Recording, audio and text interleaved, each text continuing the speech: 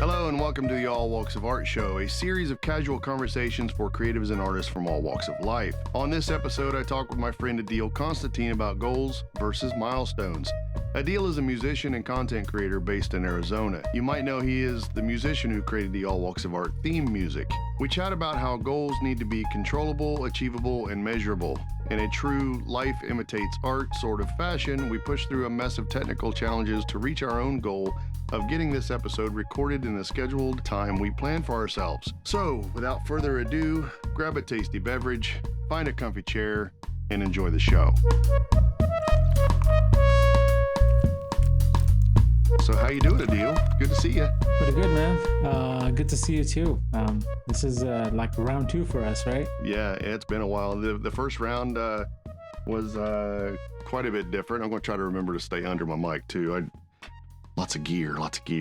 Everybody knows I'm a gear nerd. You are. You love talking about your gear too. Right. I have goals for gear. Every time we talk, you're like, "Oh, check out what I got now." You know, you're turning the camera around. I love it. Yeah. This broke today. I can't believe that, man. I've heard nothing but good things about CalDigit, and every YouTuber you look up, any desk setup you look up on YouTube, everybody's talking about like, I need one of those. And right. I haven't invested in one just because how pricey they are.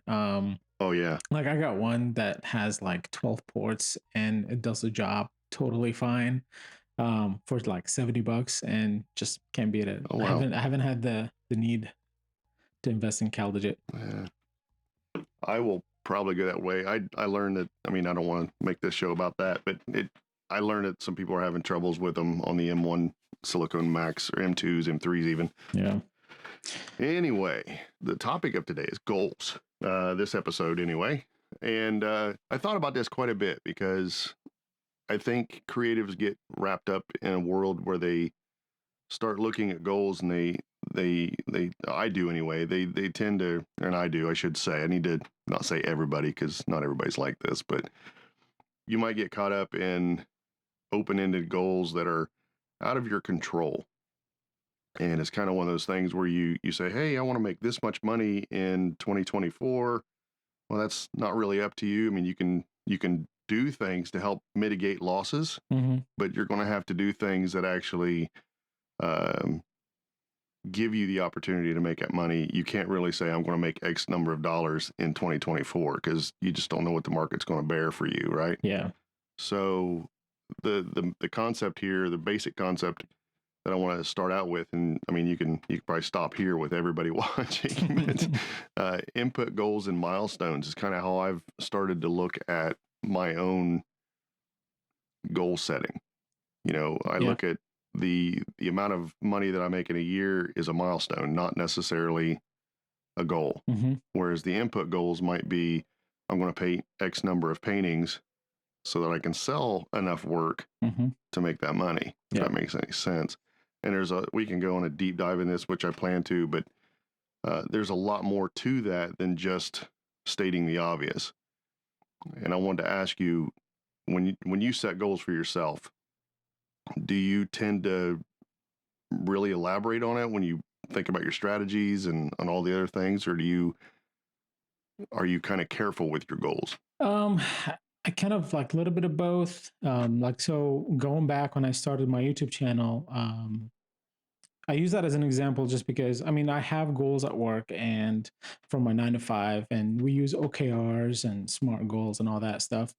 But I've learned so much from that so now when I do my goals for my side projects and even at work, I focus on the things that I can do, right? The things that are in my control.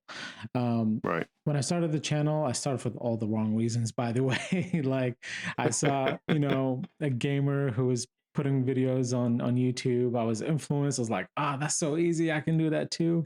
And then I started my channel, right? And like, I'm just focusing so much like on how many subscribers I can have. So every goal I set at the beginning was like, I want to hit, 5,000 subscribers by, the end of the year or something like that. Right. But right. it just never works out that way. It's almost, trying to plan something that you have no control over.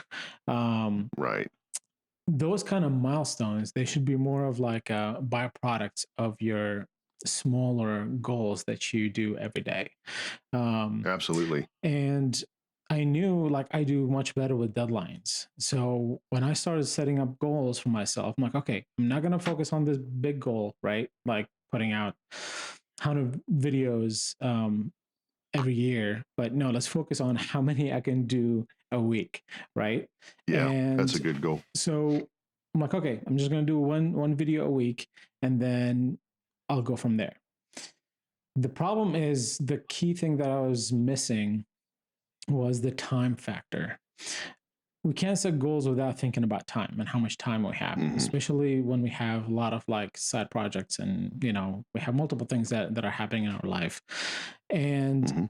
I came to the realization that when I set up a deadline, let's say, oh, I need to put out a video by on Friday, like every Friday. When Monday happens, or even on the weekend, right? I'm like, I'm weekend. I'm just gonna relax. I got the whole week to work on that video, and I'll get it done. I got plenty of time.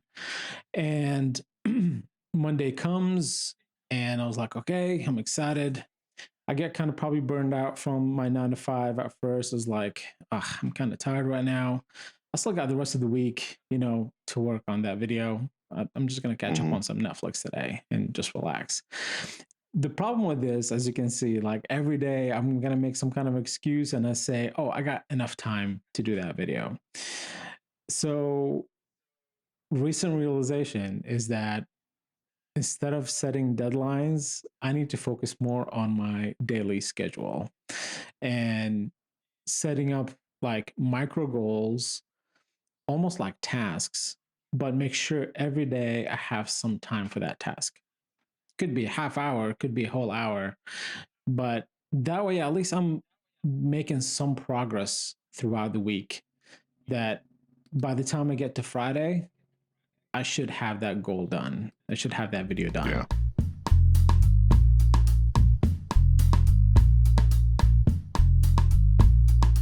cool. I'm watching as you talk. I'm kind of giggling about it a little bit, but there's Google Meet has this really interesting thing where it does thumbs up and thumbs down for meets, and we're recording this episode. Adil's in the great state of Arizona, where it's probably really nice out right now, and I'm in the Mm-hmm. wonderful state of Ohio, where it's starting to turn gray. We have a thunderstorm rolling through, and hopefully that doesn't mess things up. But I keep getting thumbs down on my screen, and I don't know why. I've turned mine off. I'm not seeing any on Adil. Maybe if you do it on that end, it might change it. Hit the three little dots there at the bottom. It should bring up something that gives you settings, and you can go in and tell it not to do the emoticons or something. I don't know.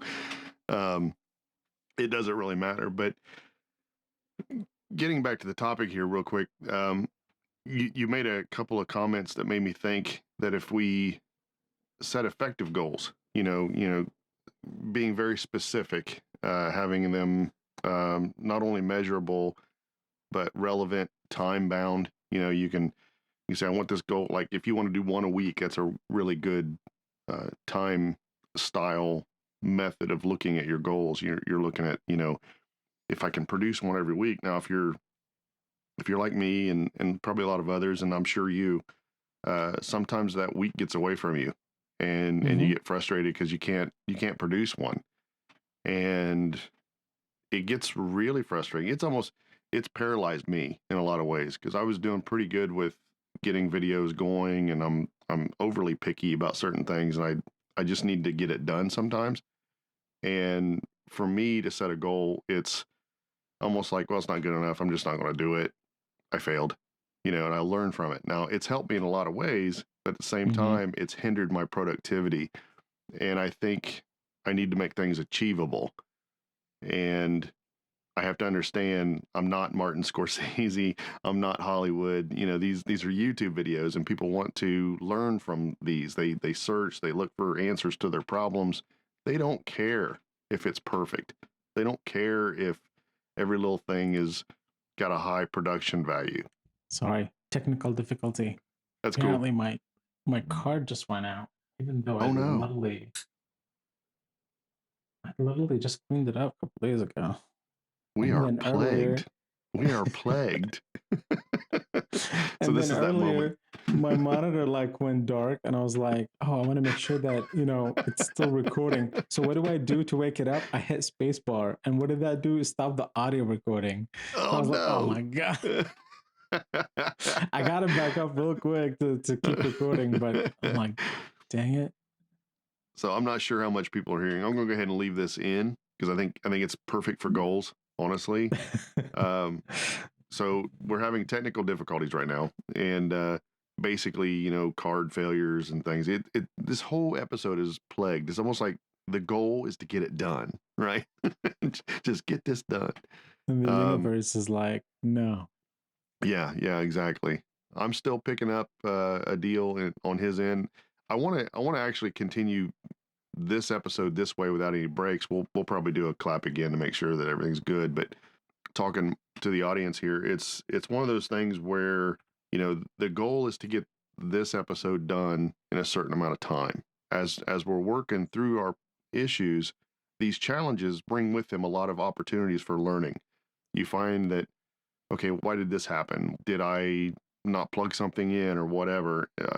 Power surge, whatever. You just run into a lot of issues that you don't really plan for, and those unplanned moments are really what helps us evolve as creatives because it puts us on our toes. Imagine doing a wedding and your goal is to get the best shots in photography at that wedding, and you have card failures. This is why everybody preaches about the dual card slots. I know it's kind of a goofy thing sometimes, but if you have one fail, you still want that other one operable so you don't have to start doing technical things right off the bat that can hurt you in your work. And that kind of leads me to navigating setbacks and failures. We want to kind of look at these setbacks and think, how can you stay on track with your goals? How do you do your thing? And we're doing it now. I'm basically talking about the goals while Adil's working through some technical issues, and I can still see him. I can still hear him. We just don't know how much it's going to go in the show here, but hopefully everything's good. I've got him recording on another camera actually, and we are recording this episode. So worst case scenario, we're going to look through his iPad camera for for what we need. But My terrible angle. it's a fine angle. It's a fine angle. Makes you look huge. I mean, it's supposed to like follow me too. I don't know. Technology gets in the way sometimes. But also we can celebrate progress and successes. Honestly, when you're looking at your goals and you look at where you're at in your journey. For me as a painter, I want to create so many paintings a year. I want to sell so many paintings a year. But again, I'm looking at the input goals. I can't control how many sell. I can only control how many I can produce and how well I let people know that they're done. So looking at all that as I start to um, celebrate the progress, that's the milestones. When I sell the amount that I kind of hoped to sell, that's a milestone. If I sell less, it's still a milestone. It's a great way to set a standard for the next year or the next month or the next week or however you want to look at it. I want to emphasize this. This is really important, and I hate using the word emphasize twice, but I want to emphasize the process versus the outcome. And when you set your goals for basically how you're running your creative business, um, I think if you focus on the process more and your input goals, then the outcome will be that much sweeter. I really want to hear Adil's take on this because I think we both come from a place where the process of creating is the best part, and the rest of it kind of fills that void of what you're doing as a creative and where you hope to go as a creative. We'll get back to that in just a second.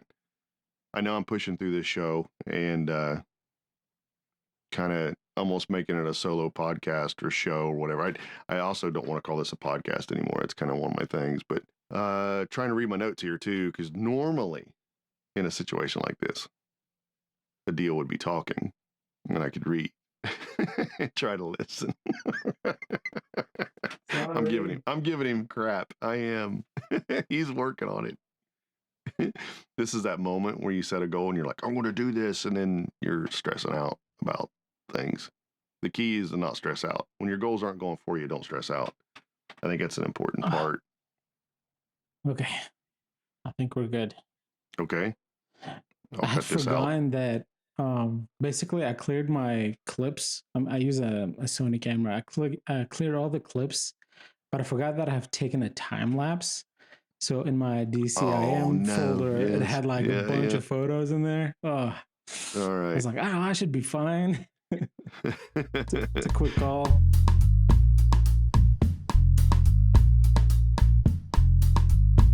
So are you rolling again? I'm rolling again. Video, all right. audio. So yeah, there's going to be a lot of editing on this episode. I can feel it.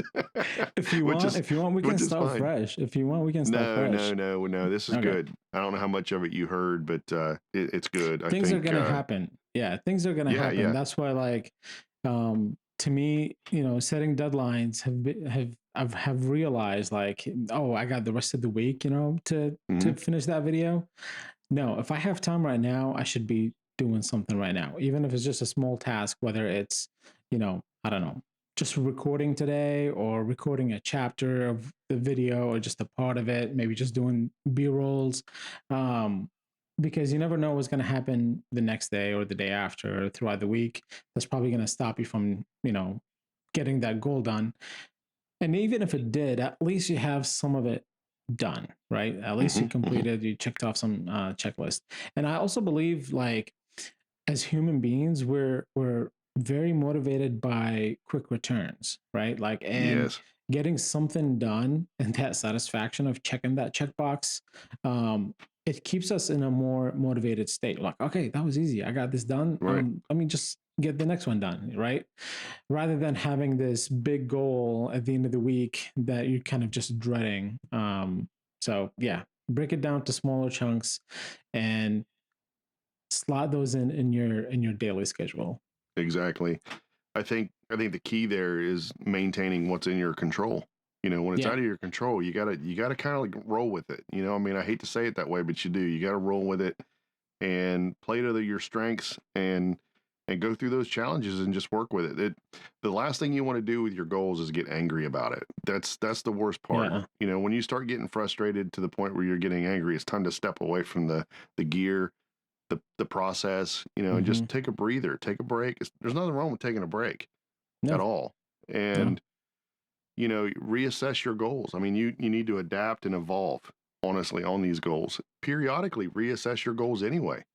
Even if everything's going for you, maybe your goals weren't high enough. Maybe you set the bar way too low and you can do better.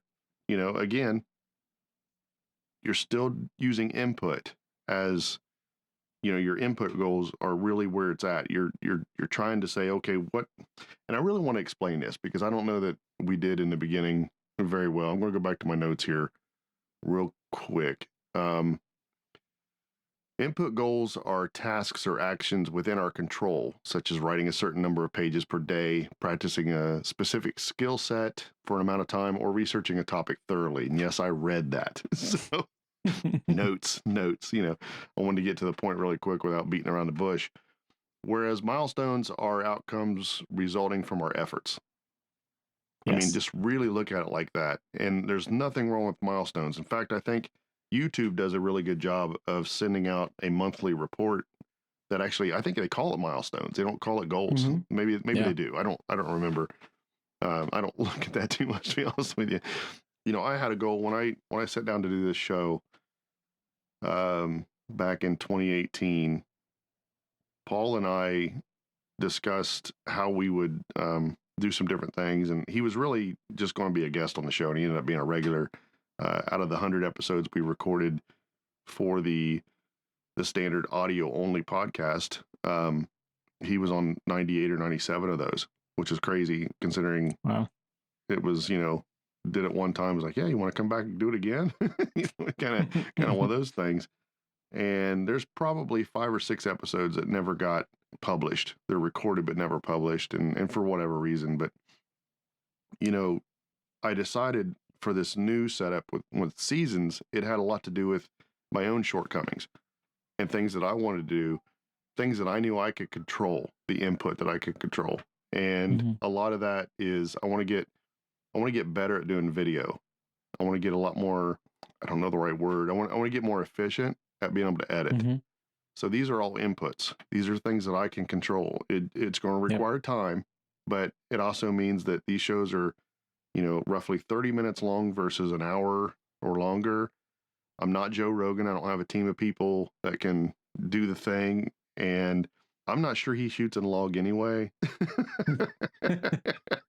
Yeah, which is something I enjoy. I actually enjoy that process. Again, that goes back to the Yeah. process part. But I want to ask you, because we're coming down to the last minute of this particular episode. We really didn't get a lot of dialogue out of you when it comes to goal, or when it comes to goals. But I'm really interested in, you have a young family, you have a lot going on. You're like me, you have a job that you go to or Yep. whatever, and it kind of, these things kind of take a little bit away from things, and we can talk about this in another episode, which I do have planned. But how do your goals relate to your family and yourself as a on a personal level, as a creative?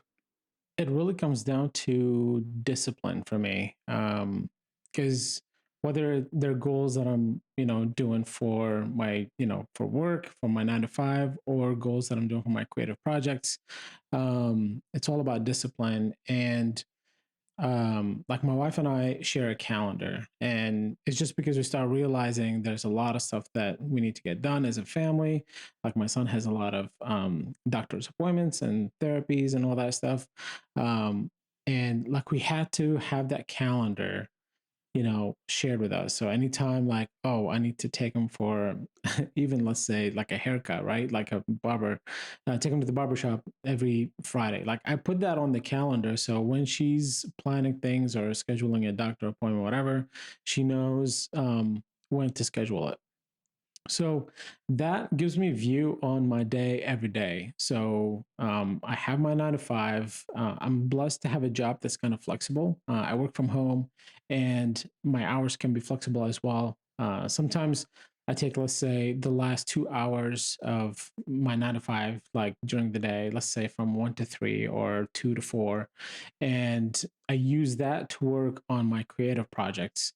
And then just because like I have that time like kind of already cut out from my day, where my family, my son especially, knows that I'm in the office, I'm working, so he doesn't bug me. I start utilizing that to work on my YouTube or work on my music, all the side stuff that I do.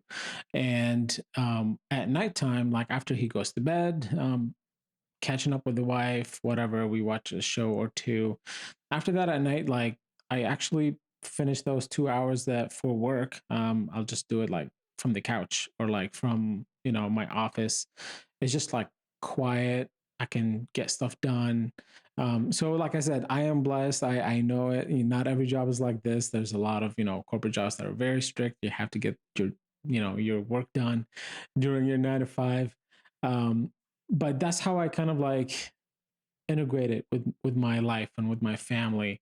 um like calendar is huge for me. Like I almost there's always this battle for me between tasks and to-do lists and calendars. Like, do I put on a calendar or a task? And I always find the calendar is just a lot more useful. um like putting something on my to-do list, it might linger for a couple days, right? But putting something on the calendar is like, oh no, this is the time that I set for this. So like I have to get it done, right? um Also, it's a lot more hassle like moving, things on the calendar to the next day. Than in a to-do list, you just leave it there, Yeah. and come to it the next Right, day. right, right. So yeah, it's using the calendar as much as I can, with all the stuff that I have going on in my life. And yeah, just finding those little spots every day to work on this, on my micro goals, and the stuff that I want to get done. Basically, just trying to get in the habit of doing that daily, because I think there's a lot of power in having routine rather than trying to accomplish goals and deadlines, because those almost become like a byproduct of your routine. Awesome. This was a fantastic episode to share with you. I specifically wanted to do goals with you.